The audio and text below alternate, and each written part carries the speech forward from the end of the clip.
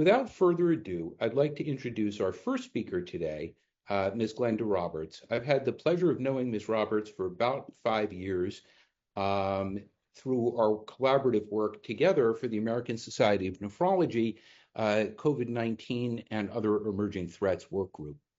Ms. Roberts is a dedicated activist with a passion for kidney research and the well-being of individuals living with kidney disease.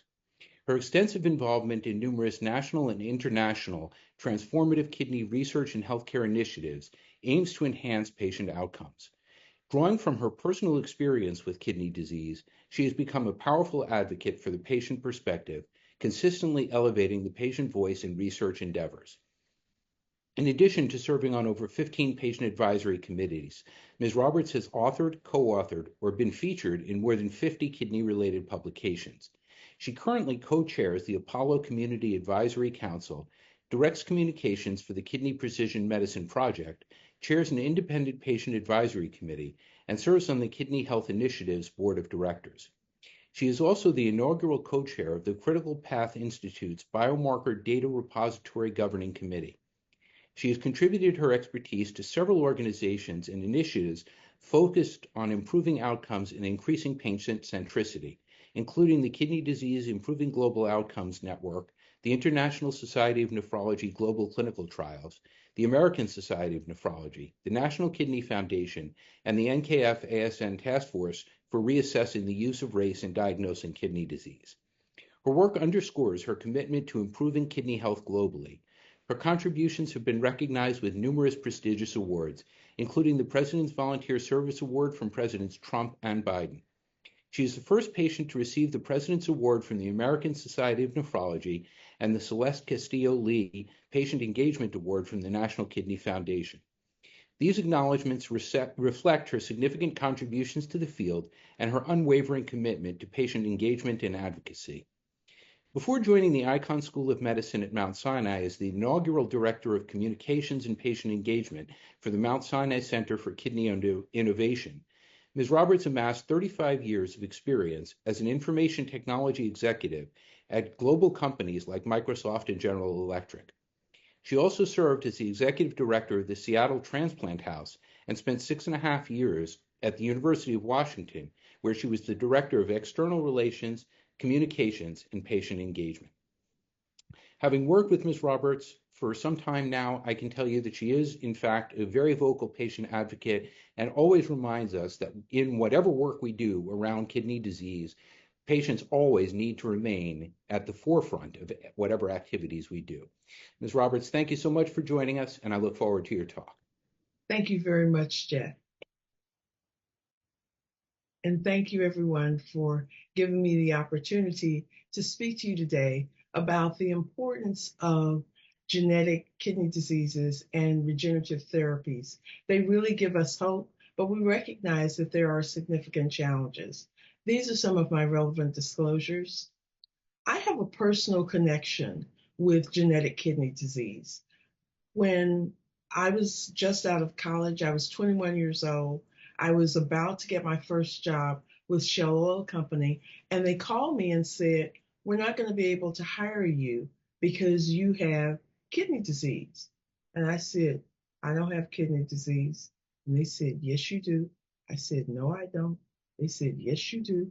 So I called my mother, and she arranged for me to see a local urologist because at that time the nephrology field was relatively new. And he went in, he did a number of tests, and he said, "I can't duplicate the test results that they've sent me. So I'm going to write a letter and tell them that they should hire you. And as soon as they hire you, you should start dialysis." And I said, "What is dialysis?" And he explained it to me, and I listened. And keep in mind, I had just graduated in 3 years with a math degree from the University of Houston, one of the first African American students ever to attend. So I thought I knew a lot, right? And so I was like, "So what is dialysis? And what do I have? And what caused this?" And he said repeatedly, "I don't know. But as soon as they hire you, start dialysis." And I asked him, I said, "So what are my other options?" And he said, well, you can try diet and exercise, but for most people, that doesn't work. And I realize now what I didn't realize then was that I was already a patient advocate because I said, why don't we go with diet and exercise first? And if that doesn't work, then we can always do dialysis.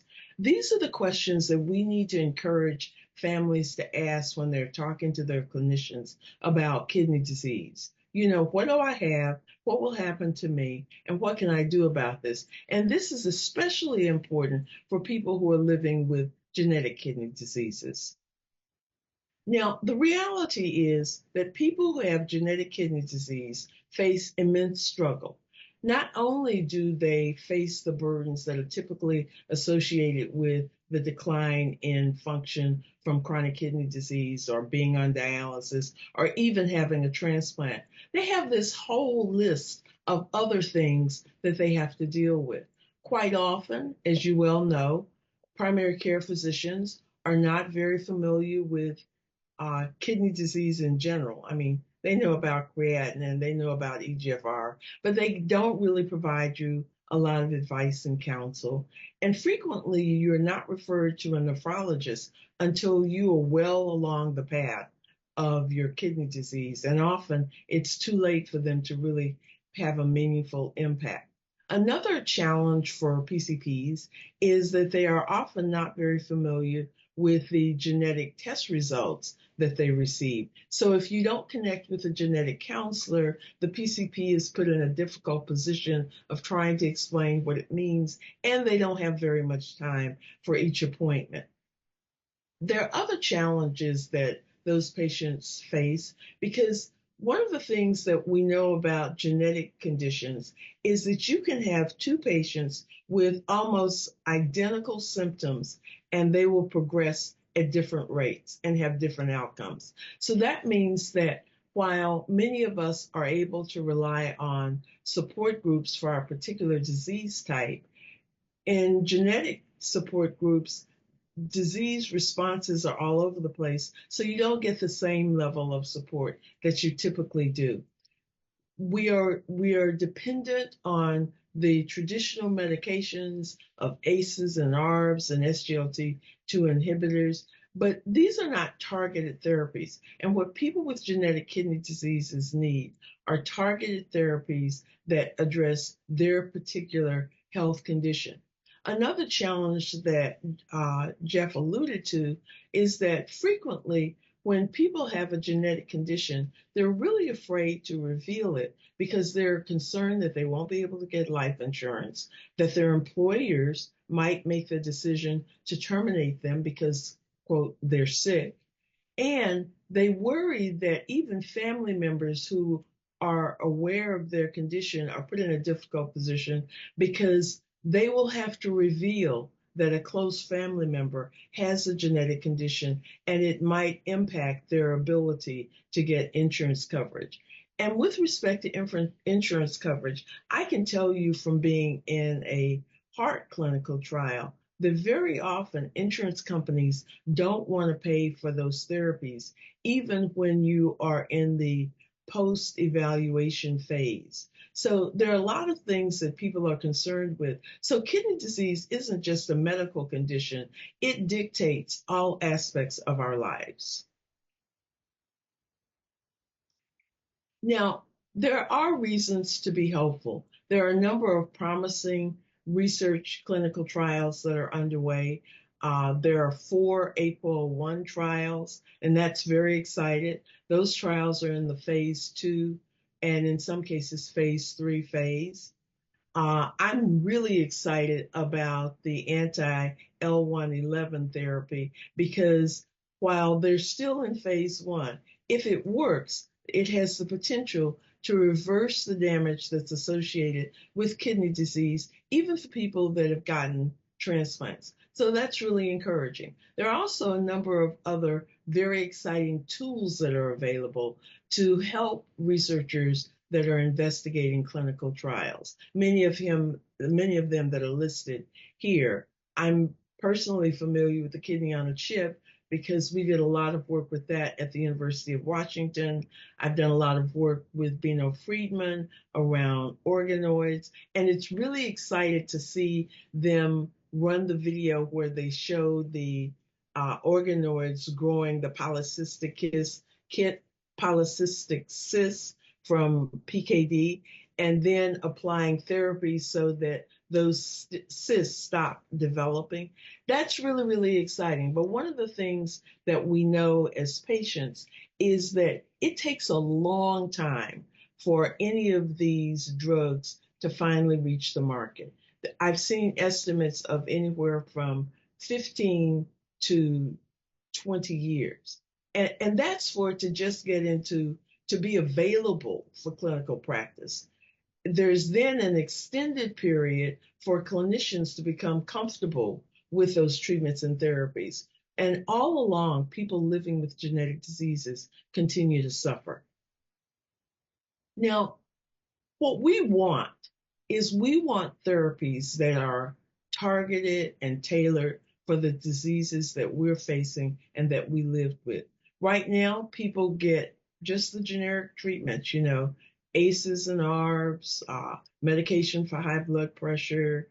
They're starting to get SGLT2 inhibitors, but those treatments aren't focused on the underlying causes of specific genetic diseases. And we need to do more research in order to bring those diseases forward. And I'm realistic about how long it takes for that to happen. As I mentioned earlier, it can be anywhere from 15 to 20 years. And many of the diseases and treatments that are potentially available aren't even able to come to the market because they don't have the necessary funding. But more importantly, if we're going to get to the point where we can have personalized approaches to medication for people with genetic diseases, it's important that we engage patients in the process early on. Have us involved so we're involved in the definition of the protocol for the trial, that we're involved all along the way so that we can help build confidence in the community about the therapies that are about to be released. Now, I'd like to focus on a few of real world examples where people are involved with genetic testing and regenerative therapies that will potentially have an impact. But the first thing that I'd like to say is no matter what approach you're taking, it is important to engage patients as research partners. Many of you may know or may have known Celeste Castillo-Lee. And I didn't know her, but the very first day that I went to work for Jonathan Himmelfarb at the University of Washington, he took me to lunch and he said, "Do you know Celeste, or did you know Celeste?" And I was like, "No, I don't know Celeste." And he told me a story about how Celeste advocated to have patients involved in all aspects of research, but not only involved in the research, but he emphasized that she was a strong advocate for making sure that patients received the same level of honorariums and compensation that clinicians do or that researchers do. And he made the point that patients have domain expertise of a lived experience with kidney disease, and that we bring that experience to every engagement, and that it should be valued because to the extent that you are willing and able to listen to patients who are working with you on your projects, then you will gain insight that increase the likelihood that your treatments and therapies will be adopted by patients. Now, when I talk to people about patient engagement and patient advisory boards or patient advisory committees or committees for community engagement, it doesn't matter what you call it. It can be an advisory council. The important thing is that you have patients involved. And I try to emphasize that this is not a one size fits all approach. You need to look at your research and what you're doing and decide what the best fit is for you. I'm involved with Apollo, and Dr. Friedman will speak about that later. And we have more of the involved model where we're actively engaged with the researchers. They listen to our concerns. They make every effort to integrate solutions into the research that address our concerns and to be transparent with us when they're not going to be able to do that. On the other hand, I was a part of the University of Washington's Kidney Research Patient Advisory Committee. And in that case, researchers reported out to us and they promised to keep us informed, but we didn't really have a lot of influence on what the research was. The KPMP is at the other end of the spectrum, where we are not only a part of the research team, but we are also approached and consulted about any changes to the protocol that are being considered. And my point is there's no right solution. You need to choose the solution that works best for you and your research. I've spoken a little bit about KPMP because I think it's really important from a patient standpoint in terms of the opportunity to identify more disease subtypes. In other words, identify more diseases that have genetic causes, understand how those diseases evolve, and identify therapies that are being utilized. And the most important thing from a patient standpoint is that primary care physicians will now have access to an atlas that will be able to say, Glenda has these characteristics, she's had this experience, we've been using these therapies and drugs, and we see for people with her profile, some of the best success has come when this combination of therapies is being used. We also have a community engagement committee.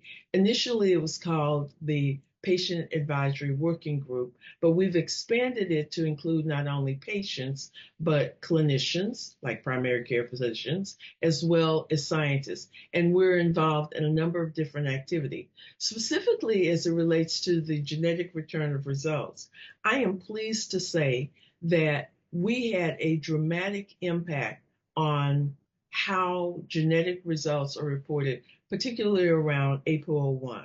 As you know, the ACMG identifies some 81 different genes that need to be evaluated.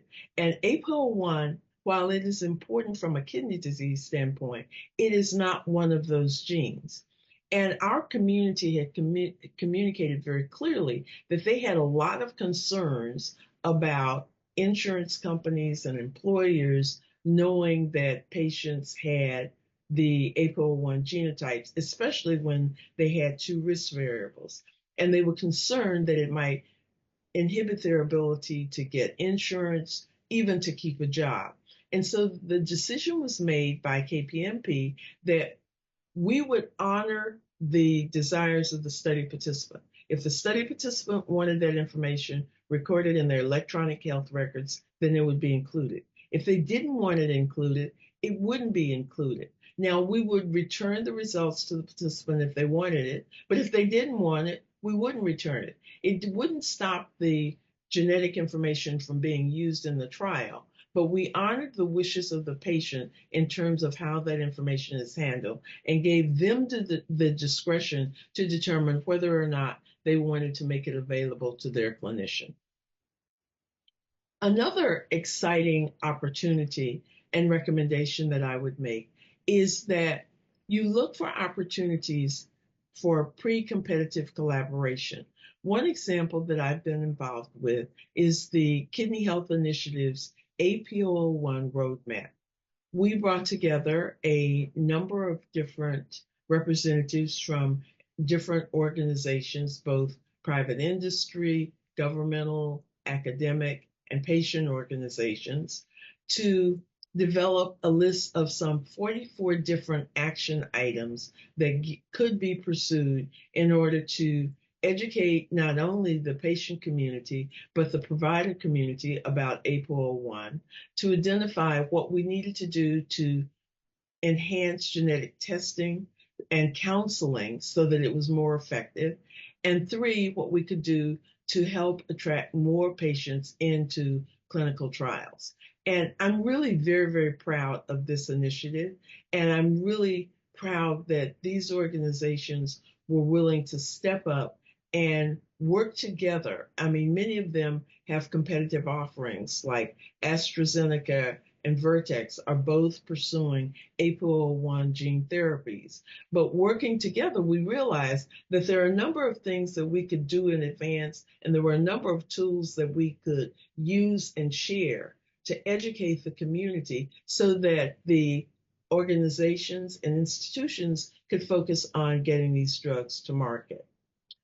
I think that the APOL1 roadmap, and I'll admit that I'm biased, but I think that the APOL1 roadmap is a roadmap that could be applied to other genetic diseases, even though polycystic kidney disease is not like Alport syndrome and it's not like APOL1. A lot of the activities could be shared. And we have subsequently not only developed the roadmap, but we have implemented 3 virtual and 1 in-person implementation workshops that are designed to identify what needs to be done in order to make these tools available, who's going to house them, how do you go about accessing them.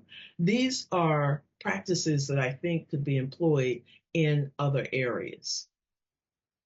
Finally, I'd like to acknowledge and thank all of these individuals who have been supportive and given me insight about not only kidney disease, but genetic kidney disease, what it takes to get a product to market, how long it takes, and what we can do as patients to help make life better for people that are living with all kinds of kidney diseases, including genetic diseases. Thank you. Thanks so much, Glenda. As always, that was a really wonderful presentation and a wonderful perspective on how you look at genetic kidney disease. So that was terrific. Thank you, and we'll look forward to bringing you back for the Q&A in a little while.